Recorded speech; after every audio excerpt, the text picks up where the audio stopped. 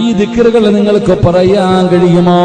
ഈ ദിക്റുകൾ പറഞ്ഞാൽ അല്ലാഹുവേ 70 തരം പ്രയാസങ്ങൾ ഒറ്റ ദിവസം, ഒരു ദിവസത്തിൽ തന്നെ നിനക്ക് വരാനിരിക്കുന്ന 70 പ്രയാസങ്ങൾ അല്ലാഹു തട്ടിമാറ്റുകയാണ്.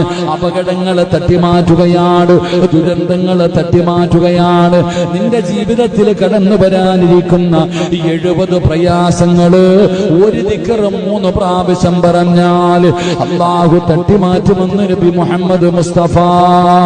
ഈ പറയുന്ന ദിക്ർ നിങ്ങൾ ആരെങ്കിലും സുബഹി നമസ്കാരം കഴിഞ്ഞിട്ട് 3 പ്രാവശ്യം പറഞ്ഞാൽ 70 തരം പരീക്ഷണങ്ങളിൽ നിന്ന് അല്ലാഹു അവനെ രക്ഷപ്പെടുത്തുമെന്ന് നബിഗിന റസൂലുള്ളാഹി സ്വല്ലല്ലാഹി അലൈഹി വസല്ലം.